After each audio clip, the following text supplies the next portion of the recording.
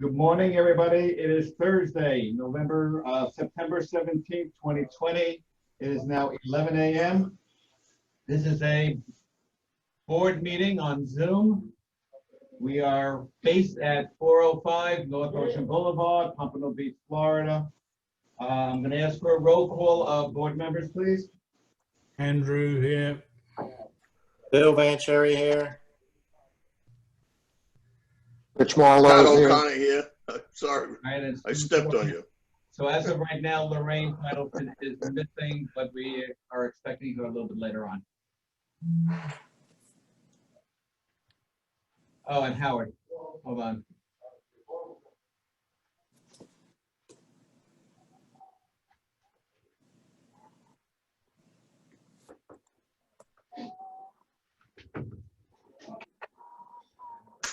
There you are.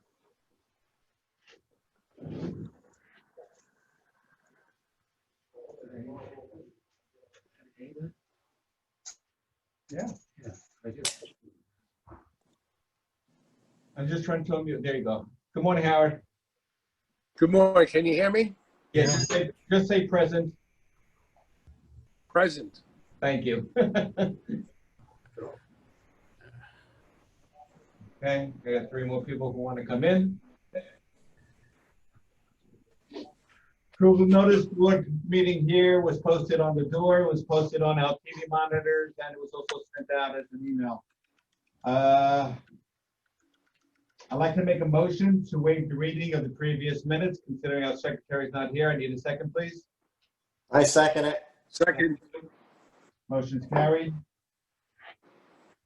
All right, let's discuss old business for a moment. The last information I have here on our rodent information is that the population of the North Tower has been greatly reduced. The camera systems that the company Tropical Plant and Pest Services put in are picking up very little activity on the first or second floors. So now they're really concentrating down into the basement. The garage bait stations have been filled twice during the month of August due to heavy activity there. So they constantly come back here, they constantly are monitoring it, and we're looking for a fresh new update from them as soon as possible.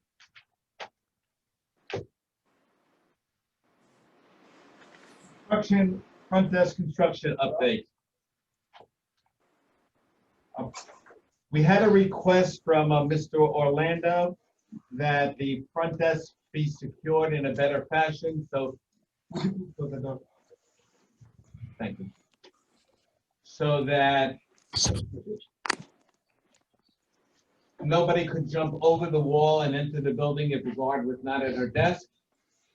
Jimenez came here, they did secure a tarp on there. With the tropical depression we had over the weekend, it was ripped away. They came back yesterday and they repaired that. We still cannot do any work. We're still waiting for the permits to start construction. Prior to that, we did do the demolition, which is permitted without a permit. The city inspector, upon giving us a permit to start construction, comes here to inspect the demolition work, the prep work, and then gives us the go-ahead to proceed. So everything is done according to city regulations. Pipelining update. Bonnie has been in contact with the pipelining company. We have not received a permit yet from the city. No work can begin until that permit is secured. I think we're in the same situation as we are with the FOBs, the access control. And the only work that is being done currently, we have a permit still for the elevators, and we have a permit now to continue with the fire alarm system. And that is now moving along rapidly with wiring going in throughout the whole building. Any comments on all of these old issues? Sort of related. When do we next have to notify the fire people about the SLS permit? That's a good question, and I'll check with Bonnie on that and make sure it gets extended, right? Yeah, absolutely. We don't want to lose it. Yeah.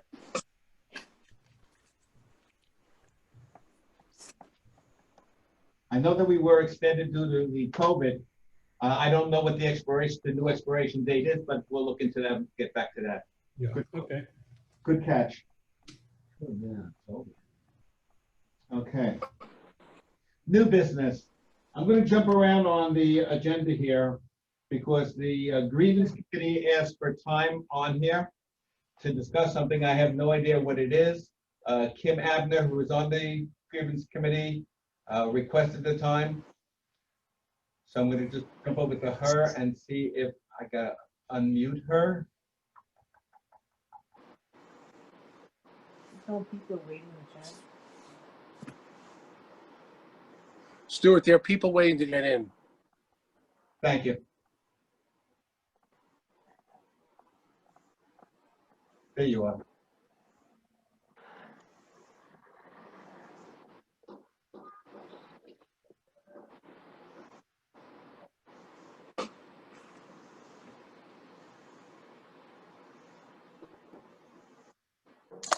Kim, can you hear me? Yes. Okay, I have Mel Schroeder and I have Dick Bell here, the rest of your committee, and you have the floor. Okay. Well, the reason why I asked for some time on here, because I was actually getting questions from homeowners about the committee, basically how it works, asking for detailed explanations on the process. And I just felt that, you know, some of these questions was better to come from the board, because we don't actually structure the process on how things need to work. Okay. So you want us to go through the entire process of the finding and the grievance committee? Yes, and I believe there's some people that's on this chat as well, on this call that I can see that have asked questions. So, you know, they can possibly go ahead and ask their questions on their, you know, themselves, if you would allow. At the end, we'll allow any questions that they want. All right. Okay. Bill, you want to run through this? Huh? Go I didn't ahead. hear. Would you like to go through with the whole finding process for the people today? Well, I don't have it in front of me. I'll have to pull it up and, you know, it's a whole 2-page document, 3-page document. So I Okay. think what we need to do is actually put it on the agenda for our next meeting and just let them ask their questions, and then we can have it formalized on the agenda, put it on the agenda actually to explain how the process works. Okay. That's my recommendation. If Well, it's okay with you, let me just quickly summarize. The board does not find the infractions. Infractions are given to the board through the security department of the building, the front desk. Between the office and the front desk, any violations are put into a call log like this and are emailed out to the board on a daily basis. The board then takes a look at these violations. If we determine that we should have a discussion on it, then we put it onto our agenda to discuss at the end of the meeting for a possible fine. Once the board get together, puts a vote together to decide on how to proceed, that information is then sent to the office. The office writes up a letter. The letter is sent certified to the unit owner involved, notifying them of a fine and how they can remedy that by appearing in front of the grievance committee with a date. Grievance committee is then given all the information, a date is scheduled, and basically they then decide whether to uphold or to dismiss the fine. Am I correct? Right. Yeah, Yes. that's, Stuart, one of the biggest issues that, you know, many of the residents, or when they do get fined, is they're on the agenda first and they have no idea about it. So the question that they're asking is, send the letter for, you know, what's the process? And I have to read it. Is the process to send the letter first, let them know, then put it on the agenda? And Well, then, if we don't find an infraction, if the board decides it's not an infraction, then they never get a letter, because they don't have to meet to the grievance committee. Yeah, so I just don't know that I gotta go into the document by myself. All right, so we So, go ahead, Richard. can I interject? Okay. One of the things that is a point of contention is that there is unit numbers that are placed on the agenda. Our understanding, which we've gotten an opinion from the association attorney, is that that is required to be there. So the board does not fine. The board may propose a fine. And once that is proposed, as you said, a certified letter will be sent out with a minimum of 14 days notification of a date for a grievance committee meeting. If there is no response, that grievance committee meeting will take that case up on that date. If there's a response, the unit owner can have an opportunity to request another date, and that will occur then. But the meeting is held whether or not a unit owner attends or has responded. And just like court, if you don't respond, comes your court date, a default decision is entered. And that could be either a fine or a dismissal. The grievance committee does not have the authority to change a proposed fine, to either reduce it, increase it, add something else to it. It's either yes or no. And again, the letter is sent out with a minimum of 14 days notification, which is required. Once a fine is issued, the board of directors now has no standing in it at all. It is disappearing from our agenda. It disappears from our life. We don't even know when you meet in front of the grievance committee, we are not given the results of that. So it's an independent committee that responds to themselves, and the board has absolutely nothing to do with them once a fine leaves this room.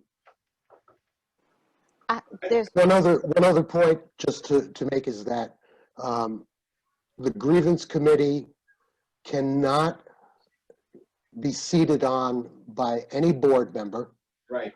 nor any relative of a board member. They have to be completely independent. Right. and actually that's one of the problems that I've been hearing about, is that a lot of people have problems with the fact that 2 of the committee members are previous board members, and they have a lot of history that preceded their fines that are proposed. And in all honesty, just in sitting in some of these on a committee, I tend to agree with some of the owners that there's too much history within the committee that people pull from and kind of gauges what if they're going to get fined or not. I think just like the Rules We Live By committee have 5 people, that the grievance committee should also have 5 people if we're going to have previous board members on there, because there's entirely too much history on, that people know about or have been engaged with previous homeowners. So I think that's something that should be considered. It's something which can be considered going forward, but as of right now, our grievance committee is composed of three members. It's an odd amount to get a final vote. And we can take this up with a future board if you'd like. But as of right now, these gentlemen here are examples of what is right in this building. They volunteer their time, their effort, their hours. You should only know the hours that are involved in being a board member. I can't get people to volunteer for half the things unless they want to hand pick and say, oh, no, I want to do this one. No, I want to do that one. It doesn't work that way. These 3 people who are on the grievance committee volunteer their actions. We've had committees that we've asked for, and we've gotten 0 responses because there's a lot of apathy in the building. So you can't hand pick and say,